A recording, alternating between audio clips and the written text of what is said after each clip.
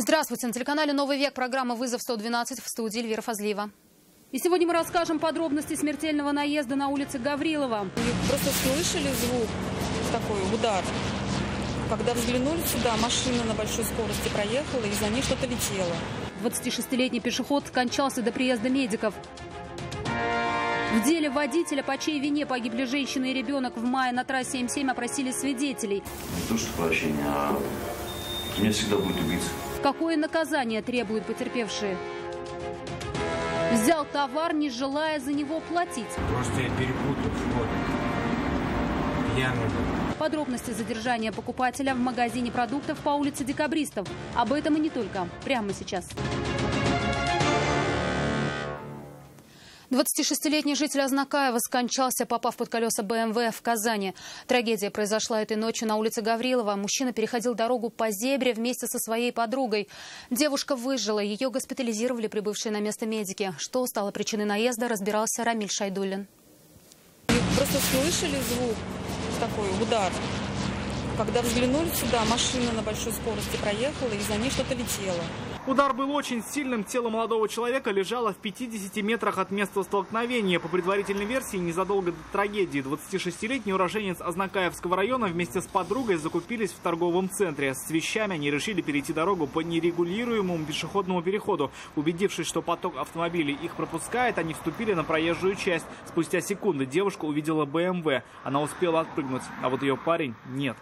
А скорость какая примерно? Я думаю, он больше 100, наверное, летел. К моменту прибытия медиков молодого человека было уже не спасти. Девушку же госпитализировали в шоковом состоянии. Предполагаемый виновник аварии не смог объяснить, что стало причиной наезда. Судя по всему, водитель немецкой иномарки торопился домой и надеялся проскочить. Не вышло. С высокой долей вероятности мужчина будет привлечен к уголовной ответственности. Рамиль Шайдуллин, Ленар Гинатуллин, Константин Бушуев. Вызов 112. Лада Приора и Нива столкнулись лоб в лоб на перекрестке улиц Максимова и Лукина. Предварительно оба автомобиля двигались навстречу друг друга, пока один из них не повернул налево.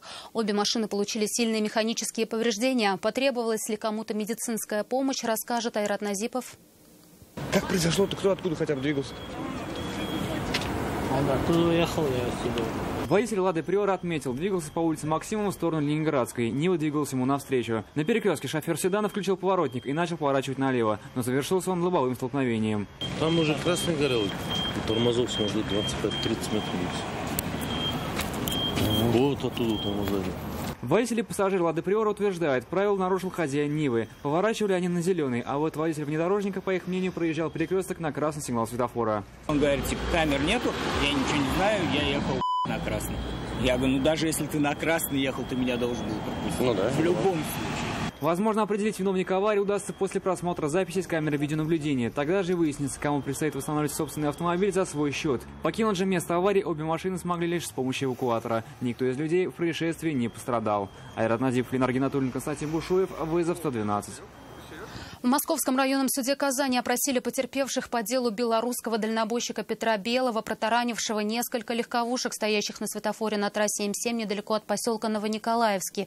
Как выяснилось, мужчина уснул за рулем. В результате аварии на месте погибла двухлетняя девочка. Ее мать скончалась на следующий день в больнице, а 8-летний сын впал в кому. Сейчас решается вопрос об его инвалидности. Серьезно пострадала еще и пожилая пара. Из зала суда репортаж Нафисы Минязовой. Еще до судебного заседания мать подсудимого со слезами на глазах просила простить ее сына. У потерпевшего, который 26 мая в один миг потерял двухлетнюю дочь и свою супругу. Трагедия произошла на трассе М7 около села Новониколаевка. Как следует из материалов дела, дальнобойщик из Беларуси уснул за рулем и протаранил стоящие на светофоре автомобили. Основной удар пришелся на «Шевроле Круз», в которой сидела семья с детьми. Далее иномарку по принципу домино отбросила на «Ладу Приора». Она отлетела на Nissan Альмера, который вылетел на встречную полосу, протаранил «Газель», Volkswagen Polo и врезался в отбойник. Тогда на месте погибла двухлетняя девочка. Ее мать скончалась в больнице на следующий день. 8-летний сын погибший впал в кому. Также в ДТП пострадали пожилой водитель и пассажирка отечественного автомобиля. Они до сих пор не могут восстановиться после случившегося и передвигаются только при помощи костылей. Первым же делом прокурор зачитал обвинительное заключение. Нарушил требования пунктов 1.3, 1.5, 9.10 и 10.1 правил дорожного движения Российской Федерации, что состоят в прямой причинной связи с дорожно-транспортным происшествием и наступившими последствиями. Затем приступили к допросу потерпевших. Еле сдерживая слезы, за трибуну встал тот, кто потерял дочь и жену в этой трагедии. Мужчина сам не понимал, как тогда уцелел. В адском кресле сидел здесь. Как получилось, из-за дочка моя получилось. Как она вообще?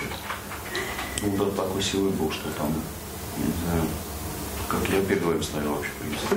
Когда судья спросил у него, какого наказания он желает для подсудимого, мужчина ответил не лаконично, но внятно. Для меня это вообще невозместимая потеря. Я не хочу, а в общем, по всей строгости закона, насколько возможно. Потому что это невозместимая потеря. Для меня просто не то, что прощение, а у меня всегда будет убийца.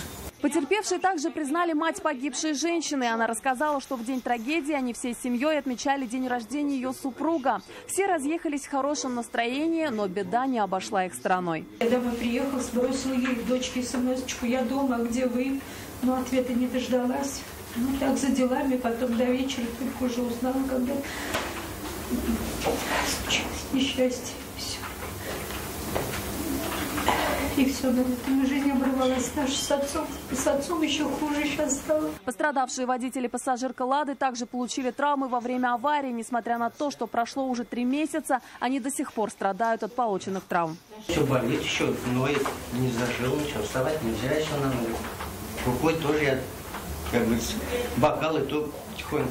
Они попросили суд не наказывать подсудимого строго. Считают, что это человеческий фактор, и никто от этого не застрахован. Сегодня явились не все свидетели. Не было и 8-летнего мальчика, который сразу после происшествия впал в кому. Сейчас он до сих пор находится в больнице. Следующее судебное слушание перенесли на 26 августа, где, вероятнее всего, перейдут к судебным прениям. И, возможно, подсудимый уже услышит вердикт суда. Нафиса Минязова, Наиль Абдулин, вызов 112.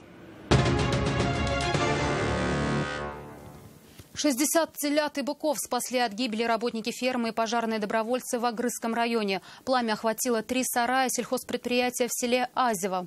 В одном из них находились 20 рулонов сена и 2 тонны зерна. Во втором содержались 46 телят, а в последнем 14 быков. К приезду огнеборцев пламя полностью охватило первый сарай и перекинулось на кровлю второго здания, где находились телята. Всех животных удалось спасти. Впоследствии огонь перекинулся на все постройки. По личной инициативе на помощь пожарным прибыли добровольные пожарные команды из нескольких поселков.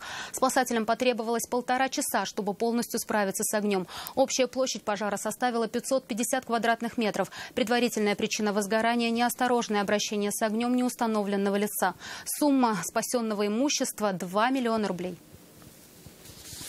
Подозрительного покупателя задержали в одном из магазинов продуктов по улице Декабристов. Охранник торговой точки заметил, как молодой человек взял с полки алкогольную продукцию и, не собираясь за нее платить, направился к выходу.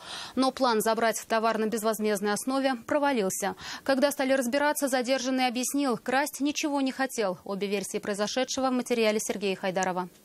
В общем, мы работаем, ребята. Пока задержанный отвечал на вопросы полицейских, его друзья препятствовали съемке. Молодого человека задержал охранник магазина. По рассказам сотрудников торговой точки, все произошло за считанные мгновения. Я не знаю, он просто взял и вот вышел вот отсюда. Также отметили, что, зайдя в магазин, молодой человек сразу отправился в отдел спиртных напитков. Взяв бутылку водки, покупатель, как ни в чем не бывало, пошел к выходу. Там его и задержал охранник. Попытка убежать обернулась провалом. Впрочем, была и другая версия произошедшего. Ничего я не украл. Ну хотели хотя бы, пытались или нет? Даже не пытался. Хотели оплатить. Просто я перепутал вход. Пьяный был. Перепутал выход или просто не хотел платить за товар, это задержанному уже предстоит объяснить в отделе полиции. Сергей Хайдаров, Ленар Геннатуллин, Константин Бушоев. Вызов 112. Это все, о чем успели вам рассказать. В студии была Эльвира Фазлиева. До встречи и не бросайте вызов судьбе. Вдруг она его примет.